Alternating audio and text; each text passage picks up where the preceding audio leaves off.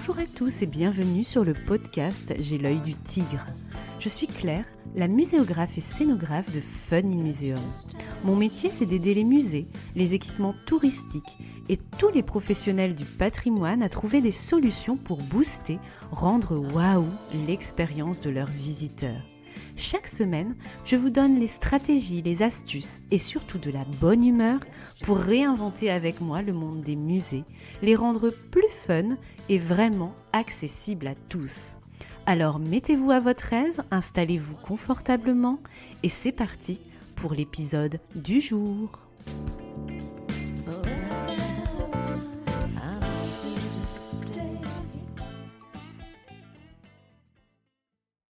Vous avez envie de mettre quelques heures à profit de votre été pour booster vos compétences à mes côtés? Expo, Mode d'emploi, Régie d'enfer et Organija, ça vous dit quelque chose? Ce sont mes 3 premières formations en ligne pour vous aider dans la création d'expositions permanentes, temporaires, itinérantes, que vous soyez étudiant ou pro du secteur musée, patrimoine, tourisme. Ces 3 formations, courtes et concrètes, sont accessibles en ligne à tout moment pour moins de 50 € pour vous former en toute liberté avec fun. Rendez-vous sur www.funinmuseum.com/boutique pour faire des expos à mes côtés après avoir écouté J'ai l'œil du tigre en mode cahier de vacances et cocotier.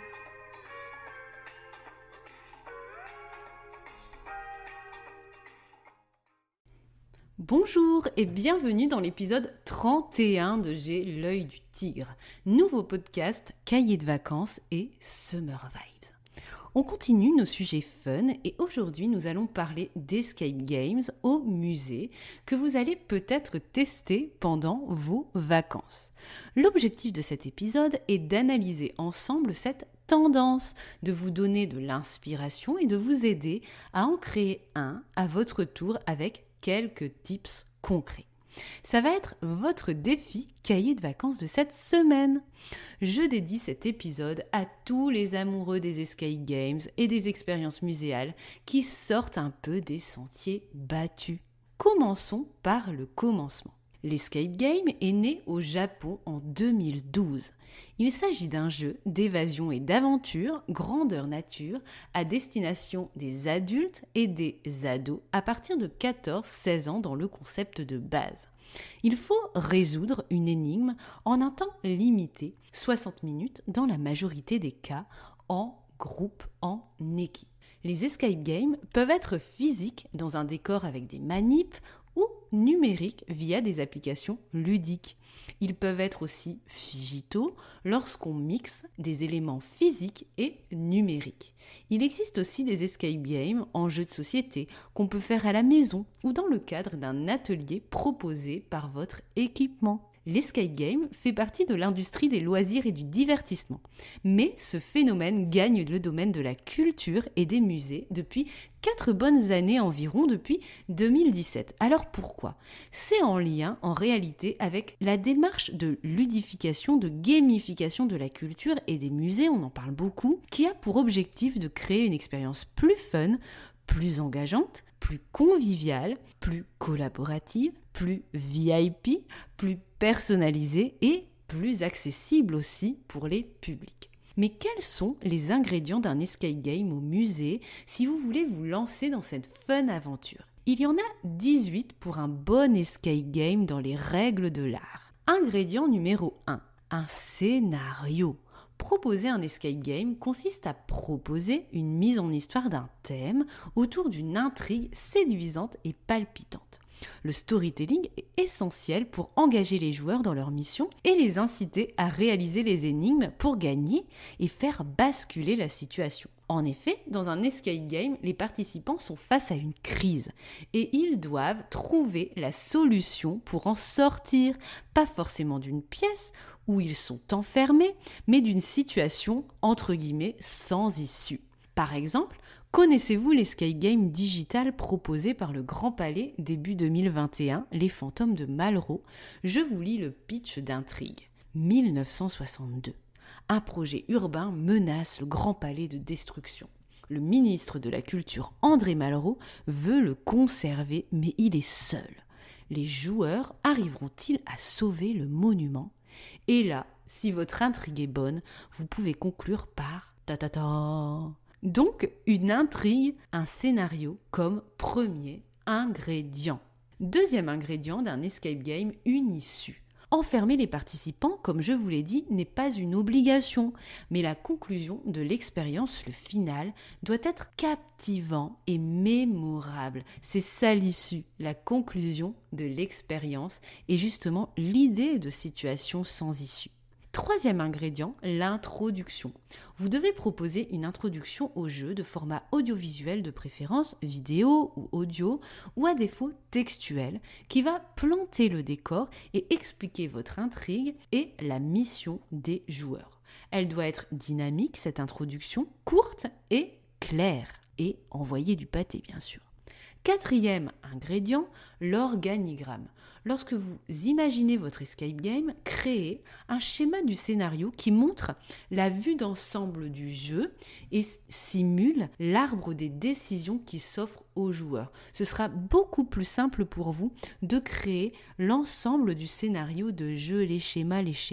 Je ne jure que par ça et j'espère que vous aussi, vous verrez, ça va beaucoup vous aider. Car en effet, cinquième ingrédient pour un bon escape game, c'est l'imbrication. Il est préférable d'éviter les scénarios linéaires pour un escape game.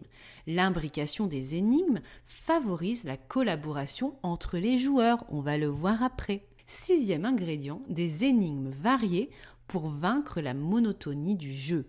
Puzzle, cadenas, fouilles, manip plus ou moins complexes. La seule limite est votre imagination. Septième ingrédient, des étapes. Imaginez votre scénario de jeu avec différentes étapes, chapitres d'histoire. Les étapes motivent et stimulent les joueurs en leur donnant un sentiment de réussite et de progression. Huitième ingrédient, des consignes. Il faut réduire les consignes au maximum afin de permettre de développer l'intelligence des joueurs au cours de l'intrigue. Les énigmes restent toujours ouvertes. Neuvième ingrédient, un maître du jeu. Que votre jeu soit numérique, physique ou digital, c'est toujours un gros plus d'avoir un maître du jeu, qui est l'organisateur, le guide et le maître du temps, puisque cette intrigue est chronométrée. Il veille aussi à la sécurité. Je sais que ce point est souvent le point noir pour les structures, ce fameux maître du jeu. Mais c'est essentiel que je vous dise que c'est l'un des ingrédients d'un escape game au top du top, où il n'y a pas d'autonomie totale des joueurs livrés à eux-mêmes du début à la fin. En plus, c'est sympa, ça peut être un médiateur, un agent d'accueil déguisé par exemple, qui ajoute un petit plus au storytelling et à l'expérience. Et si vous ne pouvez pas le faire et que vous souhaitez faire un escape game davantage en autonomie, eh bien, ces aides peuvent être des capsules vidéo ici et là. Et le gardien du temps, ça peut tout simplement être un horodateur qui est fixé à la paroi d'introduction. Et au début du jeu, les joueurs horodatent une petite carte, un petit goodies en fait, qui marque le début de leur timing. Ou bien un sablier à tourner, ça marche aussi. Dixième ingrédient, les coups de pouce. Prévoyez les aides ponctuelles. Lorsque vous créez votre escape game, il faut anticiper les besoins et les égarements des participants en créant des aides qui compensent l'absence de consignes. Bref, donnez des indices en cours du jeu. Onzième ingrédient, le plaisir. L'important est de faire plaisir aux participants et de se faire plaisir en créant le jeu. Amusez-vous. Douzième ingrédient, la fouille. Cacher des indices, mais pas trop, oblige les joueurs à se répartir les tâches dans l'espace réel ou virtuel. Et là, on a l'imbrication des énigmes. Souvenez-vous, c'était l'ingrédient numéro 5. 13e ingrédient, les cadenas. Petit accessoire mécanique ou digital, à code ou à clé, à petits frais, allie réflexion, manipulation et suspense. Leur ouverture est à effet jubilatoire. 14e ingrédient, les puzzles. Ce sont des énigmes simples et classiques à mettre en œuvre et qui marchent à tous les coups, car ils participent au sentiment de réussite. Les pièces peuvent être cachées dans l'espace ou dans l'application du jeu, puis à combiner. 15e ingrédient, les effets spéciaux. Ils participent à l'atmosphère du jeu. Une simple bande son peut suffire. Mais on peut aussi utiliser de la réalité augmentée, par exemple. 16e ingrédient, les décors. Ils peuvent être réels avec un arrière-plan graphique, la création d'une scénette avec des mobiliers, des accessoires chinés par exemple, pour créer un décorum original. Ou bien le décor peut être virtuel aussi. Quoi qu'il en soit, les décors doivent être cohérents avec le scénario et contribuer à l'atmosphère du jeu. Les objets cachés ou à manipuler doivent être bien identifiables dans cet espace, ok ? 17e ingrédient, un débriefing. Un bon escape game doit prévoir un après-jeu et prévoir un débriefing à chaud pour récompenser les joueurs et pour les inciter à réessayer en cas d'échec de la mission. C'est aussi important d'apporter la conclusion du jeu qui doit être mémorable et personnalisée pour les participants, avec un scénario victoire, un scénario défaite à minima. Vous pouvez aussi proposer un profil en fonction du résultat, prévoir une conclusion vidéo voire digitale. On scanne un code par exemple, une clé d'activation et on découvre notre résultat avec surprise, machine à fumer et tutti quanti. Et c'est aussi lors de ce débriefing qu'on peut proposer une station photo pour garder en mémoire cette super expérience un peu décalée. Et enfin, 18e ingrédient, le test. Testez impérativement votre jeu avec des groupes tests de différents profils aux différentes étapes de conception en mode démarche design. Tester le jeu permet de vérifier sa faisabilité, temps et difficulté des énigmes, même si chaque équipe est différente. Voici donc les 18 ingrédients que je conseille aux maîtrises d'ouvrage lorsqu'elles souhaitent qu'on crée ensemble un parcours aventure escape game ou d'inspiration escape game. Je vous les reliste. Allez, c'est parti. Pour un bon escape game, il vous faut 1. Un scénario. 2. Une issue. 3. Une introduction. 4. Un organigramme de jeu avec l'arbre de décision. 5. Une imbrication des énigmes et un scénario non linéaire. 6. Des énigmes variées. 7. Des étapes pour un sentiment de progression. 8. Des consignes. 9. Un maître du jeu. 10. Des coups de pouce et des indices. 11. Du plaisir. 12. La fouille. 13. Des cadenas. 14. Des puzzles. 15. Des effets spéciaux.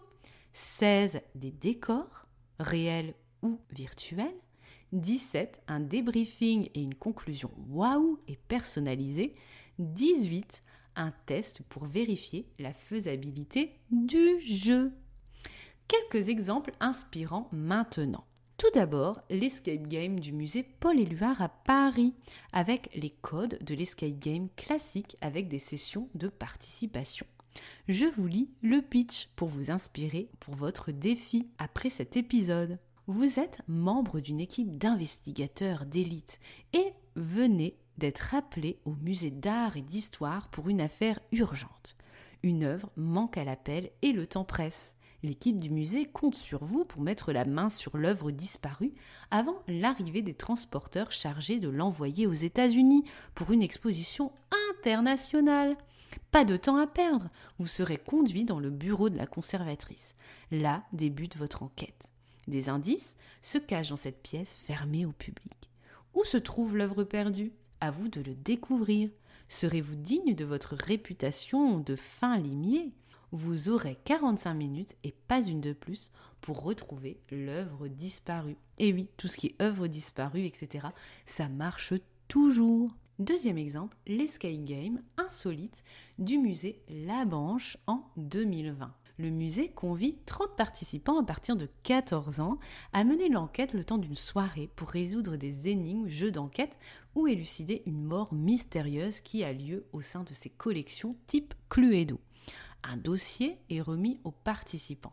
Il s'agit d'une première approche ludique pour se familiariser, proposée par le musée, avec les espaces du musée et avoir un aperçu des collections dans un moment d'échange convivial. Troisième exemple, secret intégral au cœur du château de Mayenne en 2019. Dans une pièce du XIIIe siècle, parée d'un décor médiéval réalisé sur mesure, vous avez cet escape game qui s'intitule donc Secret intégral, dont le pitch est le suivant. Le seigneur Juel, homme de confiance de Philippe Auguste, conserve en son château un bien inestimable. Celui qui le possède peut tenir entre ses mains le royaume de France. Jean Santerre, roi d'Angleterre, est en route pour s'en emparer. l'attaque est imminente et le temps presse. C'est à vous que revient la délicate mission de protéger le précieux objet jusqu'ici secrètement gardé dans le donjon du château de Mayenne. Saurez-vous garder votre sang-froid pour y parvenir? Et enfin, 4e exemple que je vous ai cité tout à l'heure, celui du Grand Palais, donc en 2021, en version digitale, Les Fantômes de Malraux. Il y a donc différentes manières d'intégrer un escape game dans un parcours muséal et patrimonial. Ce qu'il faut retenir de ces 4 exemples, c'est que vous êtes libre d'utiliser les ingrédients que vous voulez des escape games. Vous pouvez le penser comme un parcours aventure que le visiteur peut réaliser en autonomie dans un espace d'expo plus ou moins circonscrit.